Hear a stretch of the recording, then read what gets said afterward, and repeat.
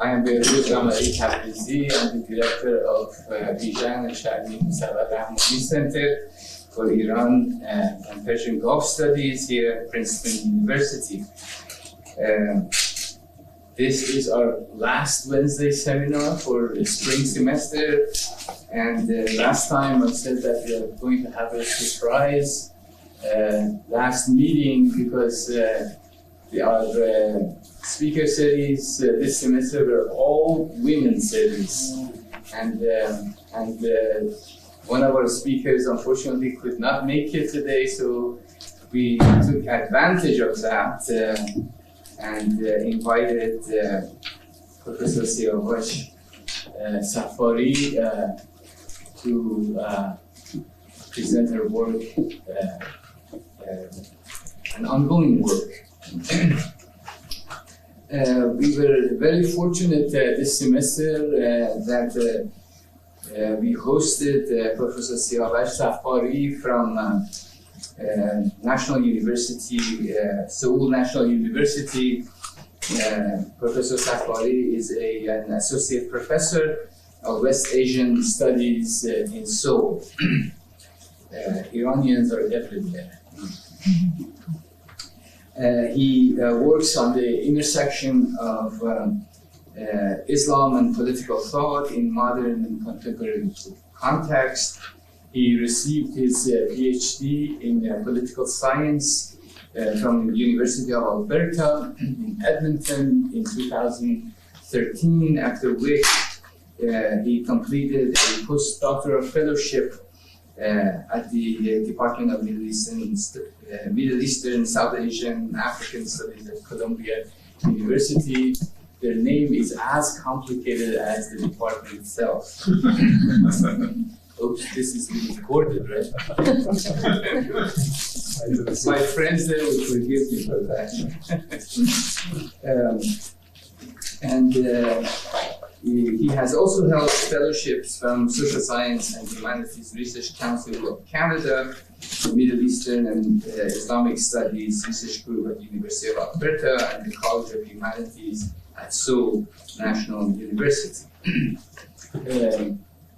Professor Saffari, or as we call him, Siavash, has been a very prolific writer and important contributions to contemporary Islamic thought, and his writings has appeared in a number of important journals: Middle East Critique, Sociology of Islam, and Contemporary Comparative Studies of South Asia, Africa, and Middle East, and many other journals. But most notable is his provocative and important book called Beyond Shariati, Modernity, Cosmopolitanism, and Islam in Iranian Political Thought, which was published by Cambridge University Press in 2017, and it was a co-recipient of the 2018 Foundation of Political Theory First Book Award.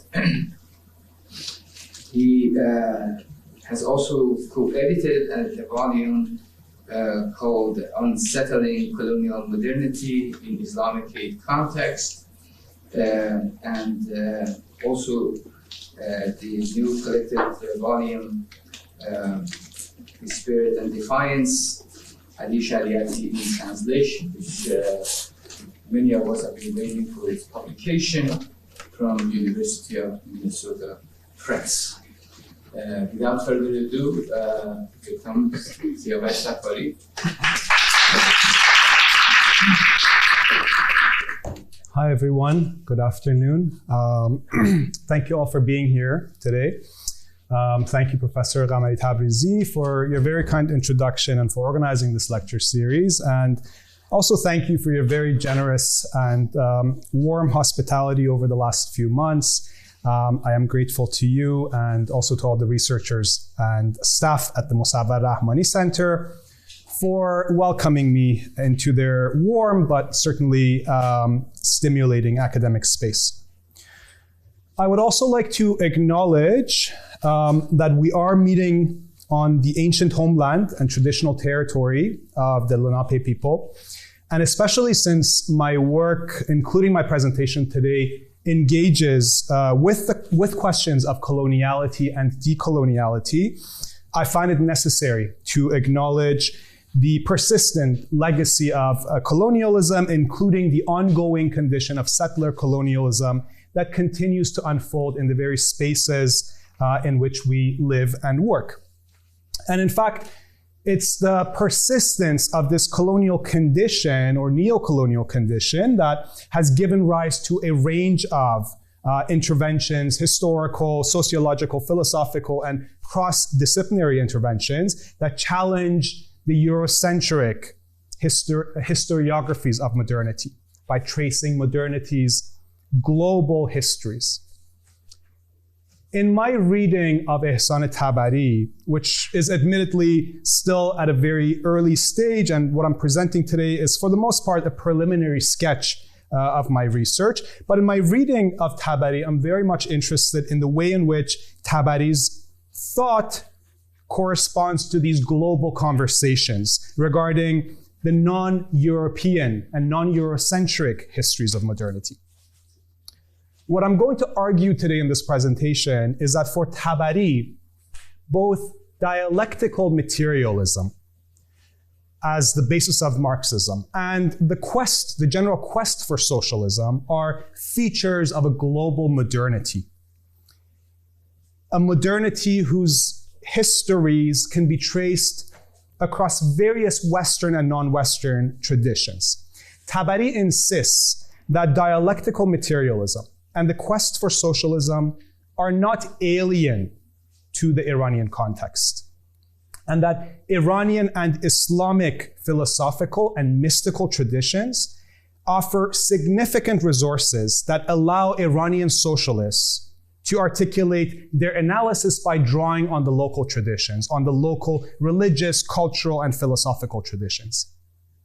And Tabari's own work, I'm going to argue today, is an example of a Marxist discourse, an Iranian Marxist discourse that consciously moves away from Eurocentrism by engaging with and drawing on the local traditions. So that's going to be my overall argument today. But before getting to that point, I'd like to take a couple of steps back and begin my story about Ihsan Tabari by placing him in a very specific moment in time, a critical point in the history of post-revolutionary Iran. And this moment comes in May of 1984, when Ihsan Tabari, who was at the time the leading theoretician of the Marxist Tudeh party, appears on the Iranian television. He begins by informing the viewers that he has recently suffered a stroke. And as a result, he's going to be reading from a written statement that he's holding in front of him. And so Tabari begins to read the statement, declaring that he's no longer a Marxist, and that in prison, he's had the opportunity to read a few books that have, for the very first time, opened his eyes to the truth of Islam's superiority over Marxism and the futility of Marxism. And these, according to Tabari, are books by Muhammad Hussein Tabatabai, or Allame Tabatabai, and Murtaza Mutahhari, which, according to Tabari, have helped him to see the light and find his way back to Islam.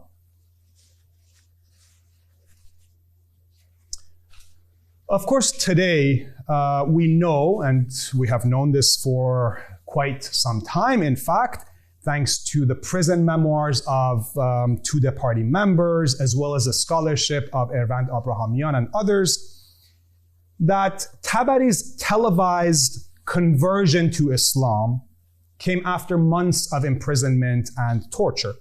We know that Tabari and other Tudeh party leaders were arrested in April of 1983, nearly a year before his televised confessions. And they were arrested in the context of a state crackdown on Marxist organizations. And we also know that in prison, the leaders endured severe torture. We also know, thanks to the prison memoirs of another Tudeh party member by the name of Mahmoud Etemadzadeh, or Behazin, that even after his televised confession, Tabari spent the rest of his life under house arrest.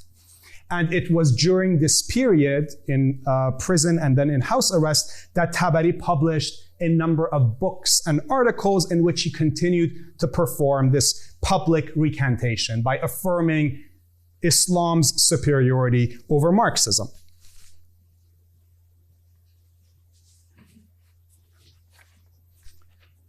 Tabari's televised conversion to Islam, as you can well imagine, is a crucial moment in Iran's post-revolutionary history.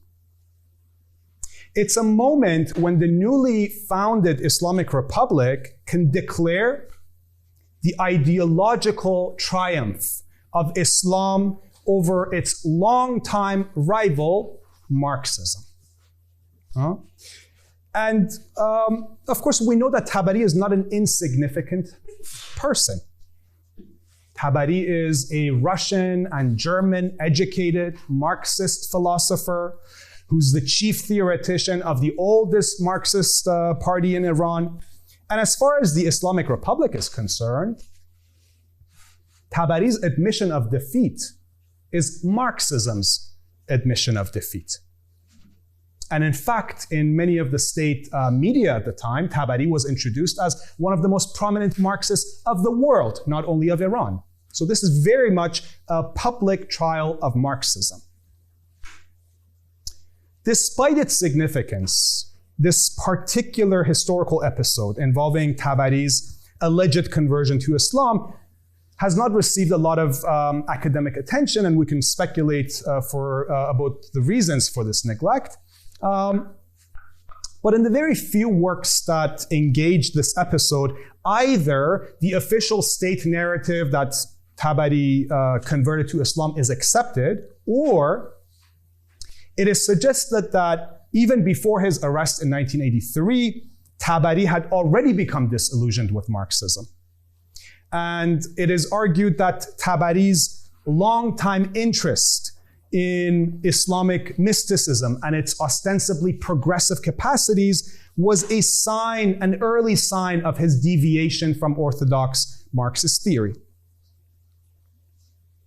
Now, in my reading, of course, I pay attention to Tabari's engagement with Islamic mysticism. But in my reading, his engagement with Islamic mysticism is neither a sign of disillusionment with Marxism nor an example of deviation from Marxist theory. In fact, I argue that Tabari's engagement with Islamic mysticism is in line with the engagements of many other Marxist intellectuals with religious traditions. And I'll come back to this near the end of the presentation. What I'm going to do today is I'm going to try to develop offer an alternative reading of Tabari, and I'm going to try to talk about his engagement with Islamic philosophy and mysticism without reducing this engagement to a move from Marxism to Islam. And the way that I try to do this is by situating Tabari in two different sets of conversations that were happening in his domestic and global context. The first set of conversations are conversations that are happening in 20th century Iranian thought about the relationship between Islam and Marxism. So I want to see how Tabari relates to this Iranian conversation about Islam and Marxism. But also, I'm going to situate Tabari in a more global conversation, including in Marxist theory, about the non-Western histories of modernity.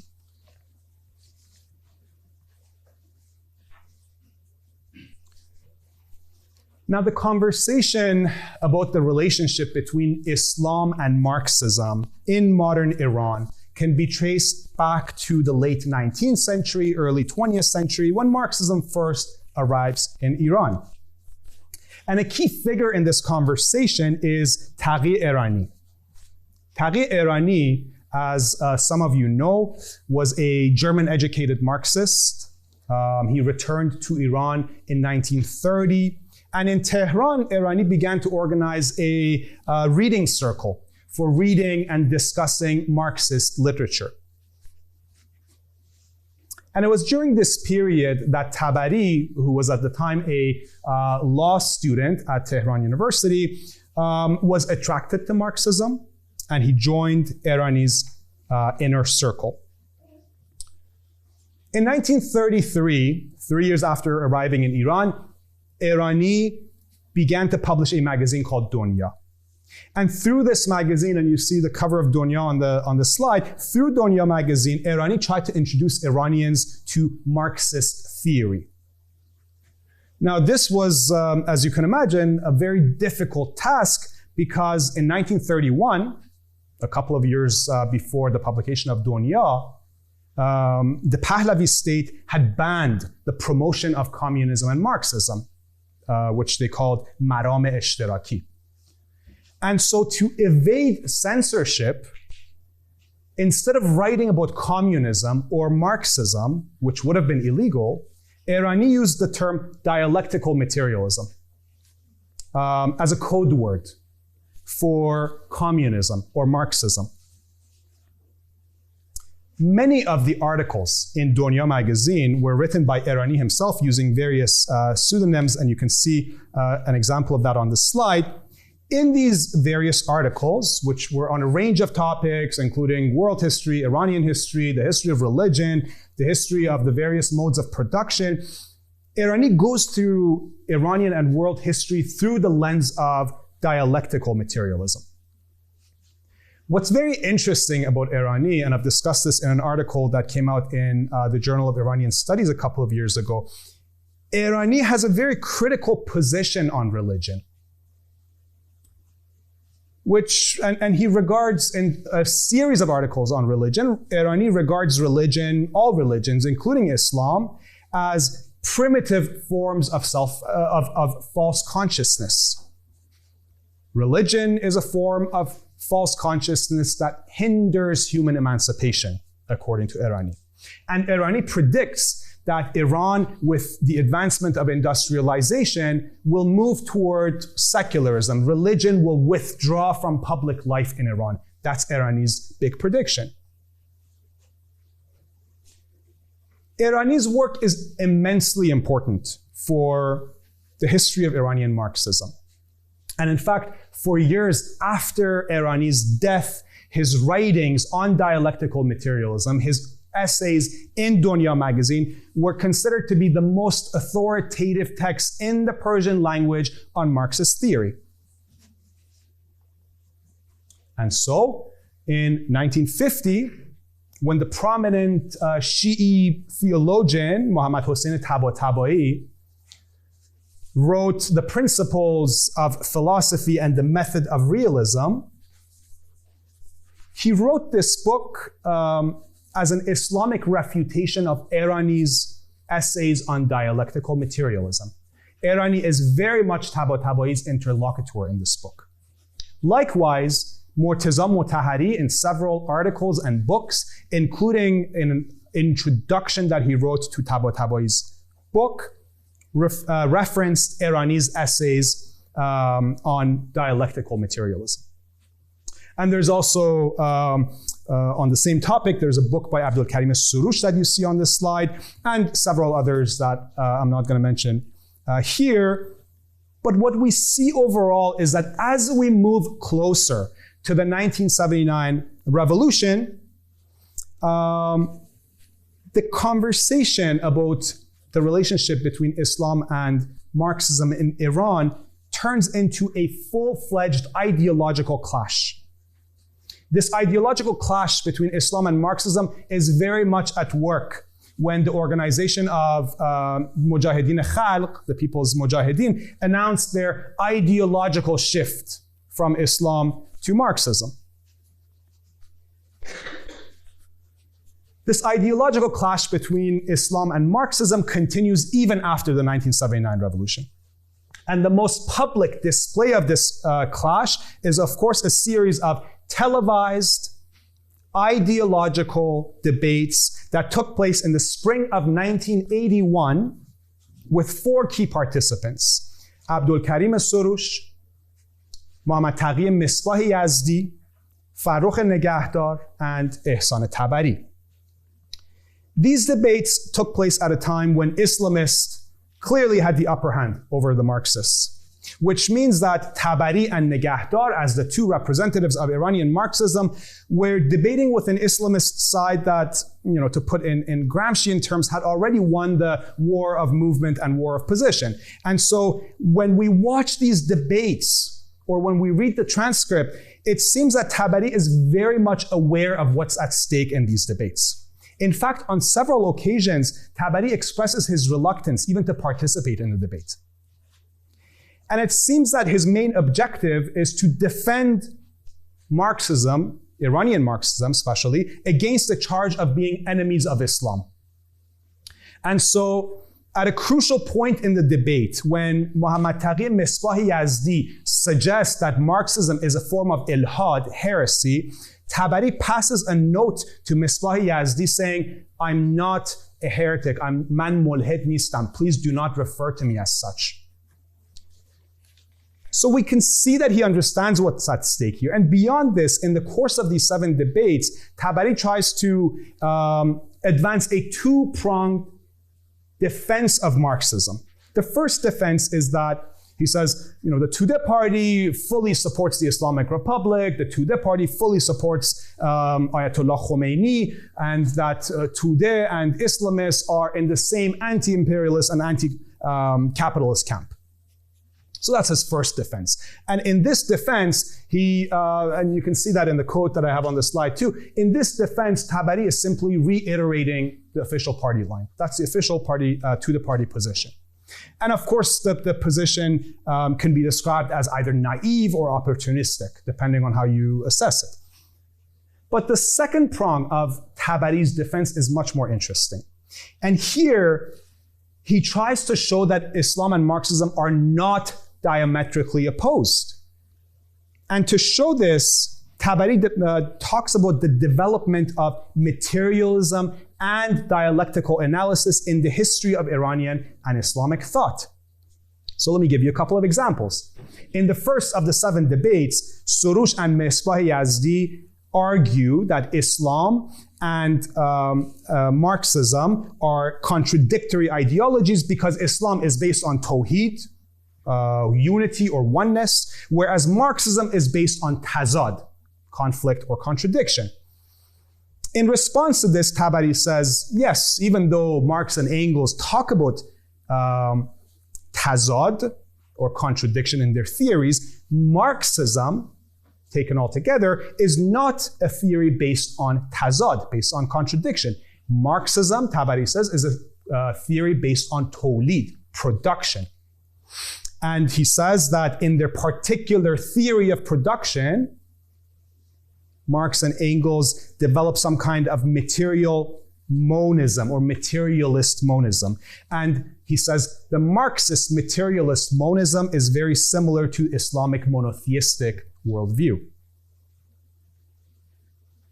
And along the same lines of analysis, Tabari sees continuity and overlap between Marxist concepts of the dialectical movement of history or contradiction between opposing forces and a number of concepts in Islamic philosophy and mysticism. For example, he suggests that the Marxist concept of the dialectical movement of history finds resonance both with Jalaluddin Rumi's notion of incongruity, takhaluf, and with Mullah Sadra's theory of movement in essence.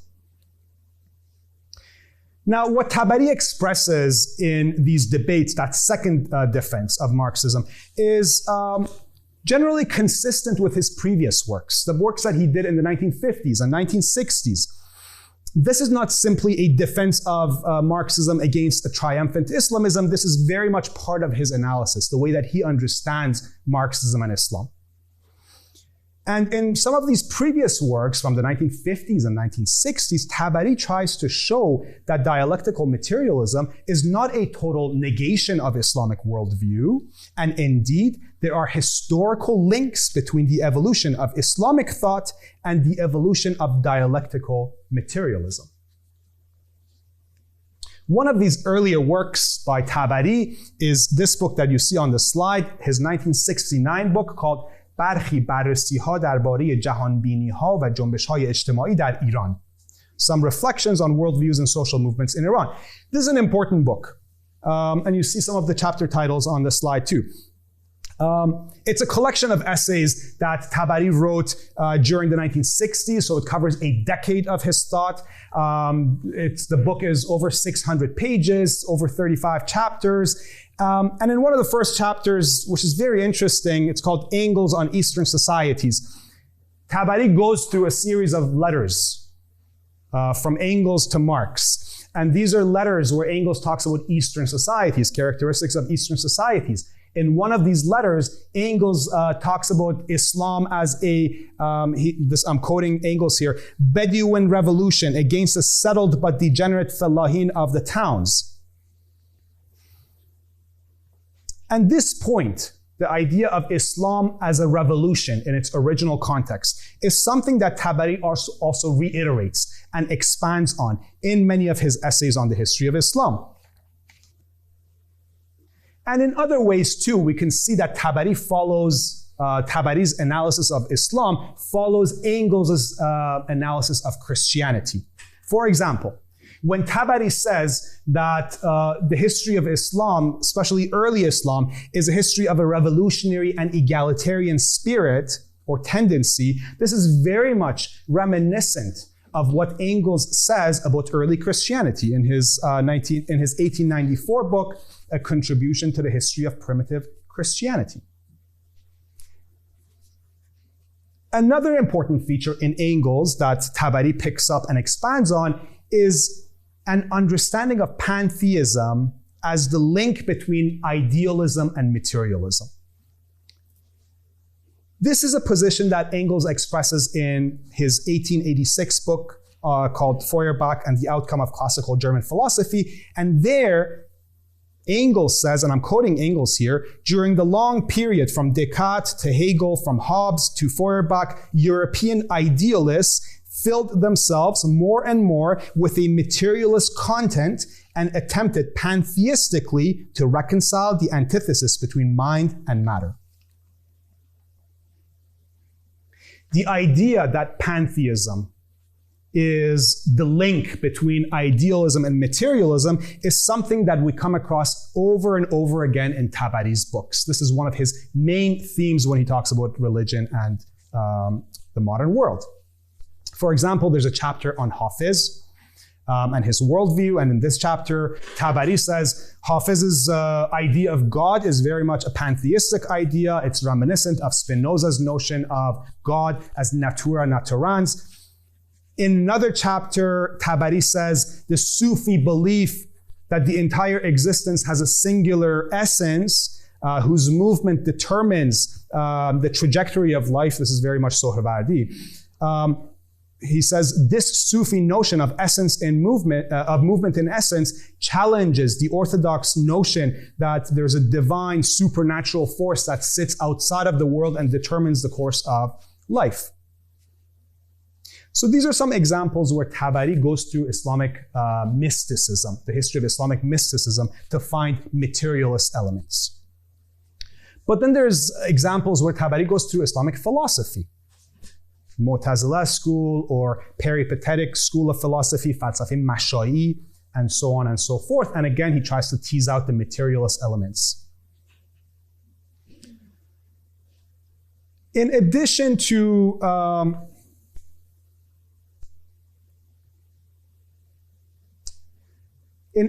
chapters where Tabari looks at Islamic philosophy and Islamic mysticism, there are also some chapters where Tabari looks at other sources of materialist thought in Iran. For example, there's a chapter in the book called Tibbaiyan Dahriyan va ashab hayula, which could be translated to naturalists, eternalists, and hylomorphists.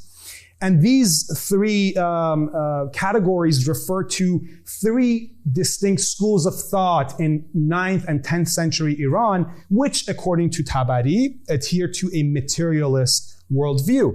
For example, Tabari about Dahriyan or Dahriyun, eternalists, Tabari says that Dahriyan or Dahriyun believed that the spirit has no life outside of the human body. And once the person dies, the spirit also perishes. And of course, for Tabari, this is an example of materialism or a tendency toward materialism in 9th century Iran.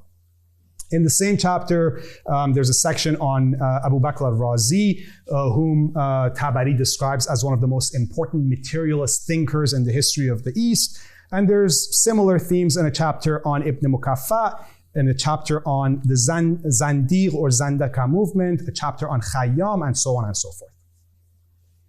Now, in thinking about Tabari's non-Iranian interlocutors, so far in my presentation I've pointed to the influence of Engels. Tabari follows Engels in many of his views on religion.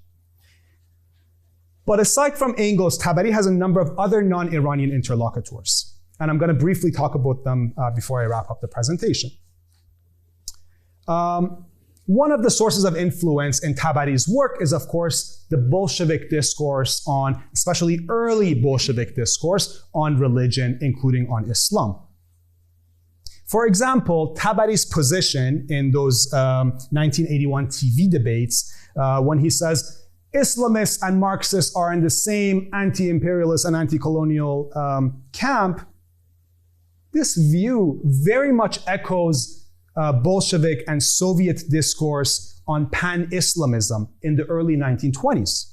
There's a fantastic article on this by Elisa Shablovskaya in the Journal of Iranian Studies, 2022, called Islam Says We're All Equal, the Islamic Turn in Soviet Propaganda in Iran, 1921 to 1925. And Shablovskaya goes to Russian archives to tease out the main Bolshevik discourses on Islam. And there you find a lot of similarities between Bolshevik discourses on Islam in the 1920s and Tudeh discourse on Islam, especially later on in the 1970s and 1980s.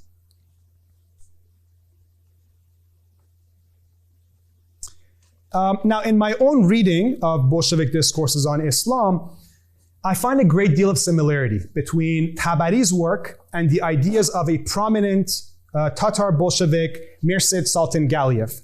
Now, Sultan Galiev is a fascinating figure, joins the Bolshevik Party in 1917, quickly climbs the ranks, becomes a key figure in the Bolshevik Party and a key figure to formulate the Bolshevik positions on Islam. During Stalin's leadership, Sultan Galiev falls out of favor with Stalin, and eventually he's arrested and purged in the Stalinist purges. But even after his death, Sultan Galiev's positions are very important, and they're picked up by a number of non-Western Marxists, including by Ho Chi Minh, including by Manabendra Nath Roy, and others. In 1921, Galiev wrote a series of articles titled Methods of Anti-Religious Propaganda Among the Muslims. These are fascinating articles. In these articles, Galiev says, Sultan Galiev says, I'm an atheist. He self-identifies as an atheist. But then he insists that if Bolsheviks are going to propagate atheism in Muslim contexts in Central Asia and the Caucasus, they should do this in the most delicate and nuanced way so that they don't offend the local Muslim populations, but also they should highlight continuities between Islam and Marxism. For example, by talking about Islam's egalitarian tendencies. Tabari very much shares Sultan Galiev's position that promoting atheism in a Muslim society like Iran should be handled very delicately. More importantly, Tabari's turn to non-Western histories of dialectical materialism follows a similar turn in Sultan Galiev's thought. Especially, Sultan Galiev has a book that came out posthumously called, with a very long title, Some of Our Considerations on the Basis of Socio-Political, Economic, and Cultural Developments of the Turkish Peoples of Asia and Europe. This is a book that he wrote between 1923 and 1925. In this book, as you can see, he argues that Marxists should turn to the non-Western histories of modernity, of dialectical materialism, and of some of the key concepts in Marxism. One of the Marxists, one of the non-Western Marxists who was very much influenced by Sultan Galiev was the Indian Marxist theorist Manabendra Nath Roy, better known as M.N. Roy. Roy is another fascinating figure in his own right. At a young age, he leaves India so that he can secure weapons and political support for the anti-colonial movement that's happening in India, travels the world, goes to the United States, goes to Mexico. In Mexico, he's one of the co-founders of the Marxist Party of the Communist Party of Mexico. From Mexico, he goes to Moscow, becomes friends with Lenin, becomes a key figure in Communist International, and eventually goes back to India, where he's one of the founders of the Communist Party of India. Much like Sultan Galiev, Roy was very much interested in identifying non-Western histories of modernity, particularly non-Western histories of dialectical materialism. And especially he looks at the Indian tradition. And in a 1951 book titled Materialism, he has a whole chapter on materialism in Hindu philosophy and in Indian tradition. And again, this is something that we can find a direct line from Roy to Tabari. Aside from his interest in the non-Western sources of dialectical materialism, Roy, very much like Engels who came before him and like Tabari who came after him, saw pantheism as a link between idealism and materialism. And in a 1939 book titled Historical Role of Islam, Roy argued, and I'm quoting him, pantheism logically liquidates religion as such. For pantheism, identifying the phenomenal world with God puts the very idea of God under doubt. It disposes of the idea of creation, and consequently the idea of God must also go. If the world can exist by itself from eternity, it's not necessary to assume a creator. And deprived of the function of creation, God becomes an unnecessary postulate. Very similar to the arguments that Tabari makes in his essays about the concept of wahdat al-wujud, unity of being, which he considers to be an Islamic form of pantheism. And for Tabari, wahdat al-wujud does exactly what pantheism does for Roy, in that it brings God into nature as opposed to leaving God in the metaphysical realm, right? So for Tabari, that's the first step toward getting rid of God altogether, by bringing God into nature, right? A third and final interlocutor to consider when we assess Tabari's work is the German Marxist philosopher Ernst Bloch. Bloch, as some of you know, has a short but fascinating book titled Avicenna and the Aristotelian Left, which was originally published in German in 1952, but only translated to English in 2018. And in this book, Bloch gives a somewhat unusual account of the history of materialism from Aristotle to Marx. And in tracing this history, Bloch foregrounds the contributions of medieval Muslim philosophers, including Ibn Sina, Avicenna, and Ibn Rushd or Averroes. Like the previous Marxist thinkers which I've discussed here, Bloch too sees pantheism as a link between idealism and materialism. And he discusses the relationship between pantheism and materialism in works by Baruch Spinoza and Giordano Bruno, but also in the beliefs of Sufi Muslims. What's interesting about Bloch's analysis is that for him, Islamic philosophy and Islamic mysticism contributed to the development not only of materialism, but also of utopian thinking. Of course, we know Bloch to be a philosopher of utopia. And we know that for Bloch, religion, which according to him has a secular and utopian core, can sustain a longing for genuine emancipation. And as an example of this, Bloch, in a passage in his book on Ibn Sina, argues that Ibn Sina's particular concept of matter, hayula, permits and even invites utopian aspirations. Because for Ibn Sina, matter has, in Bloch's words, a fiery core that ignites constant movement toward evolution and perfection.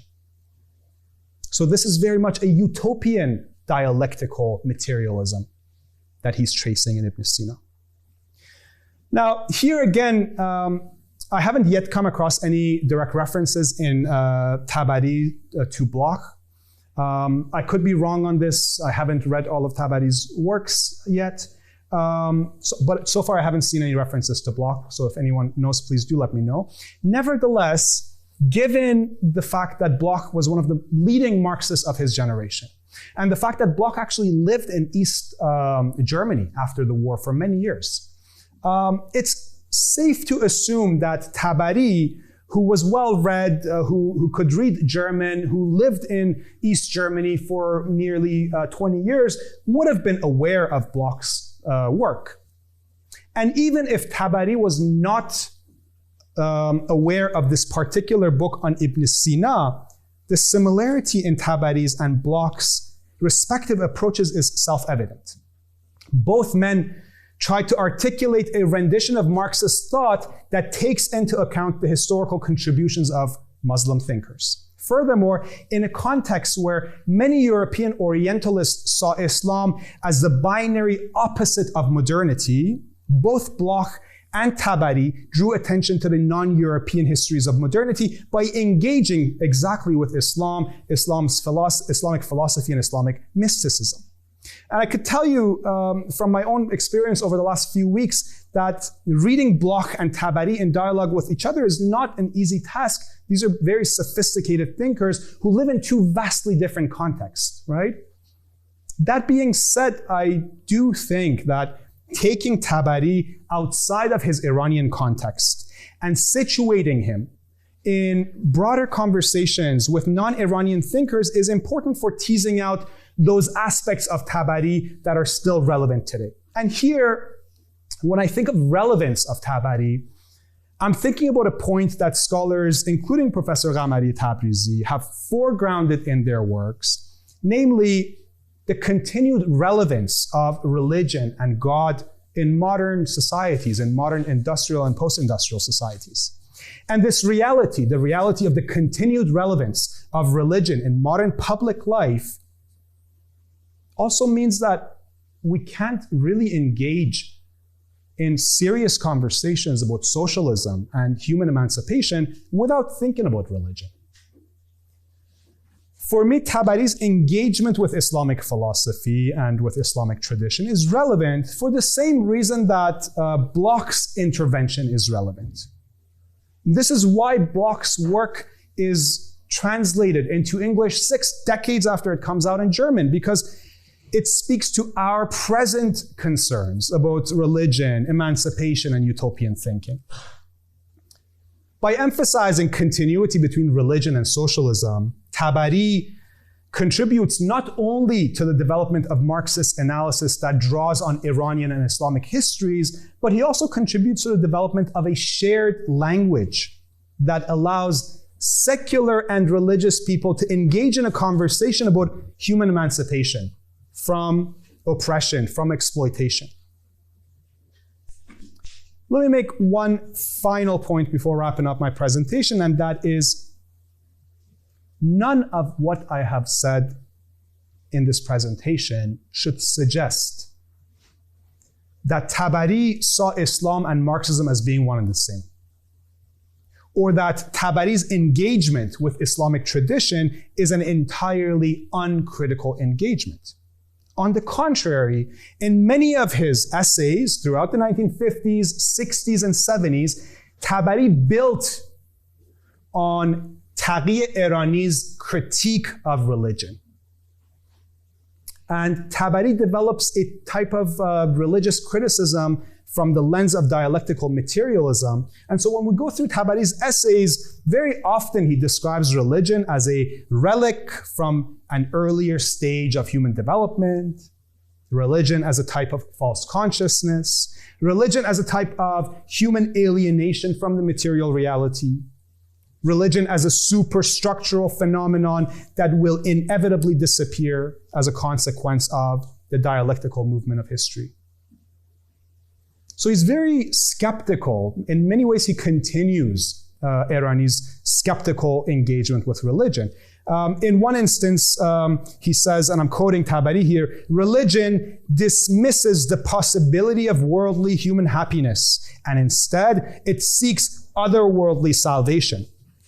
But the scriptures' depictions of heaven, which represents the most elevated imagination of human life from the perspective of their authors, are truly childish and banal. And they pale in comparison to what humans, as rational and conscious beings, can achieve through their evolution in the material world. So he remains very much a humanist, a rationalist. For him, humans using their rationality could achieve emancipation in a way that religion cannot even imagine.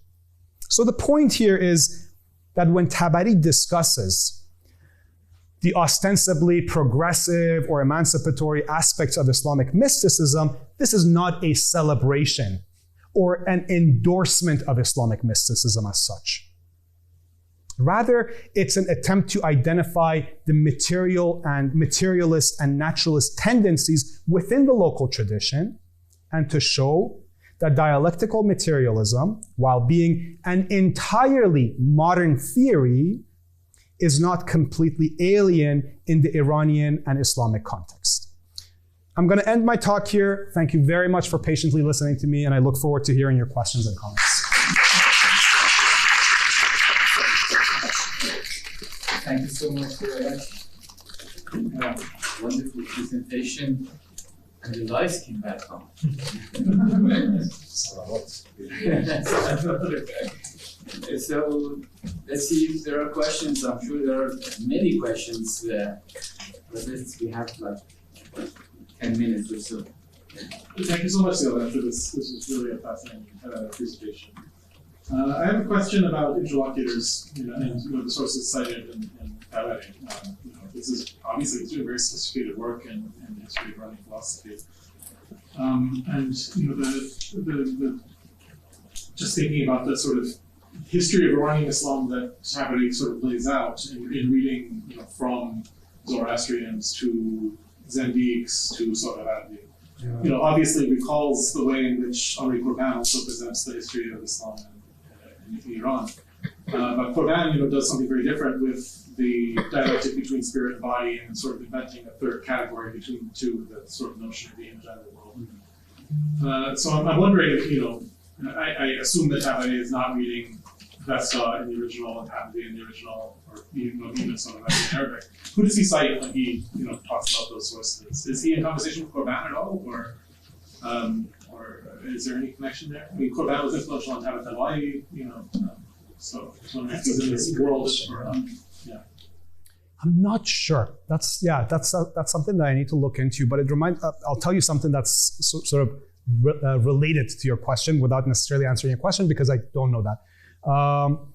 Very often he uses secondary sources. So for example, that chapter that I showed on naturalists, eternalists, Dahriyun, Tibaiyun, and Ashab Hayullah, there he says straight up, we don't have direct sources from these traditions. Instead, let me read texts that do talk about. So then for that chapter, for example, he looks at Nasr Khosrow's Zad al-Musafirin, right?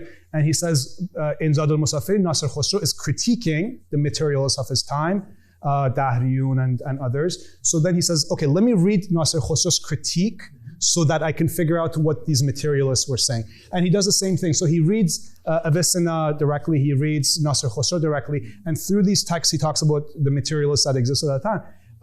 And he does the same thing with pre-Islamic literature too, including Zoroastrian sources. He reads secondary sources, but that's very interesting. And when it comes to Sohrawardi or others, I'm going to go back to the... This is pretty early, actually. Yeah. Okay, that's fascinating. Thank you for, that's a great question to follow, yeah. That's also true for Bloch on Abyssinia, because it's not quite clear where he gets his ideas about Abyssinia either. Sure. So, Vital. Hi, Vital. Merci. So, at the beginning of the presentation, you talked about how the Islamic scholar presents Tabari as like foremost Marxist scholar of the world. So I'm wondering if you could talk a little bit more about that, and actually, if you know how Tabari is being received in other by other Muslim quotations Marxists, like in Afghanistan or in Pakistan, are they reading Tabari? And how is he being received outside of Iran? That's also a fascinating question. The answer, I don't really know. Fantastic question. I'm still at the early stage of the research, so anyone in the room, please, if you've come across scholarship on Tabari, please do let me know. There's not a lot of scholarship on him in English at least. In Iran, in the last few years, there's been some scholarship on Tabari, which is interesting in Farsi, right? In English, I haven't come across a lot of literature on him. In fact, I haven't even come across a proper biography of Tabari. So to go back to the beginning of your question, when Islamic Republic arrested Tabari, very much they introduced him as one of the most prominent Marxist theorists of the world. And there's these stories about Tabari that I've come across on websites or Etela'at or Kayhan clips, but I have no way of confirming them because I haven't come across a proper biography on him. So for example, it's said that he studied at the Moscow Academy and got his PhD in philosophy there. And then he was teaching philosophy to Marxists coming from all over the world to Moscow Academy. I have no idea if this is true. Then it's said that, for 20 years he was living in East Germany and he was teaching at the top universities. I don't think this is true. I haven't come across any record of this. As far as I know, while Tabari was living in Germany, he was being paid by the Tudeh party as a Tudeh member, and he was editor-in-chief of Dunya magazine in Berlin. I don't think he had time to, have a full-time teaching job. But that's the issue. I haven't come across a lot of proper biographies on him, so we don't exactly know if these stories that are said about his sort of global importance are actually true or not. Yeah. But thank you that's an interesting lead to look into Afghanistan or elsewhere to see if they were reading his work. Merci. Thank you.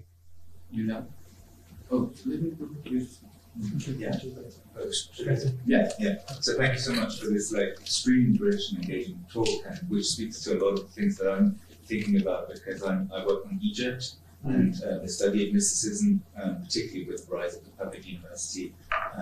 That starts in the 20s, roughly into the 60s. So this is fascinating to get something from the Iranian context. What I found interesting was that there seemed to be, this links to Professor Sheffield's question. There are kind of two ways of seeing Marxism, right? Everything could be matter and everything could be spirit. And I was wondering, so the figures that I concentrate on, they to speak extremely generally, verge towards the spiritualist version of pantheism, and that relates a lot to questions of the crisis of man and a strong critique of materialism. That kind of man has lost his way, and basically we need to find new ways of being humans by combining kind of spirit and matter. And I was wondering whether that form of mysticism was one that you'd encountered as well. And in terms of kind of references, these are figures that, of course, cite the Orientalist scholarship, Massignon, Nicholson, Kloppman comes at some point, but also people like Bergson and Iqbal. Iqbal is I was wondering where these kind of names kind of figure popped up. And the second question is, because I know very little about Iran. How what you described relates to the academic study of philosophy and religion and the rise of public universities, the institutions in Iran, in terms of making this kind of scholarship both available and also kind of part of academic and intellectual discourse there. Yeah. So that's Fantastic. Very quickly on the comments on the points that you raised. On the last point, the academic study of philosophy, I have seen a book that came out in Iran recently. I haven't purchased or read the book, but it's a book on the way that Marxist public intellectuals contributed to sort of an academic study of philosophy and sociology, the two disciplines, outside of state institutions. So I watched an interview with the book's author who talks about how during the Pahlavi era, many of the leftist intellectuals were outside of state institutions, and outside of state institutions, they were, or at least outside of the academic institutions, they were engaged in a sort of non-official canonization of what's considered to be modern philosophy and modern sociology. So there's some work being done in that, and Tabari's contribution is, of course, because Tabari, like I said, I'm not sure if he actually taught in Russian or German universities. In Iran, he never taught at university, but people are trying to bring in Tabari's contribution, as well as Jazani's contribution, and many other Marxists, into what we consider to be the academic study of philosophy or sociology in Iran. But then on the issue of pantheism, very quickly, he's not that interested in the spiritual aspects of pantheism. As I sort of mentioned toward the end, he's very much a materialist, very much skeptical of those spiritual tendencies. But for him, pantheism has two functions. I mentioned one of them in the lecture. The first function of pantheism for him is that it's a link between idealism and materialism. It puts God outside, into nature and outside of metaphysics, or it gets rid of metaphysics in that sense. But for him, for Tabari, the other progressive, emancipatory aspect of pantheism is its universalism. So in the chapter on Hafiz, for example, he says Hafiz takes pantheism to mean a moral universalism. The unity of God means the unity of mankind, right? And so that sustains both in a chapter on Hafiz, in a chapter on Sa'di. He talks about how this pantheistic ideas in Islamic Sufism sustain a moral universalism in the universes of Hafiz and Sa'di. So there's also that, but yeah, not the spiritual aspects. And then at the beginning, you sort of mentioned your interest in Egypt and the scholarship that came out of there. And it reminded me that part of this context that I'm talking about, and I obviously didn't talk about all the contexts, the factors that form this context. Part of that context is the context that you alluded to, in that since the beginning of the 20th century, especially since the 1920s, in Egypt, in Afghanistan, in Central Asia, we see the rise of Islamic socialism. So the first books in Central Asia or in Egypt on Abu Dhar Ghafari, Abu Zar, as a socialist.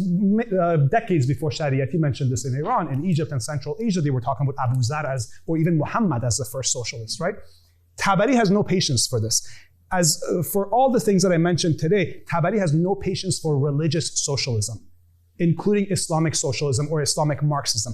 For him, religious socialism, Christian socialism, Islamic socialism are deviations from socialism. For him, what's interesting is the way that religion has served as a link between idealism and dialectical materialism in the form of socialism, as a transition sort of device.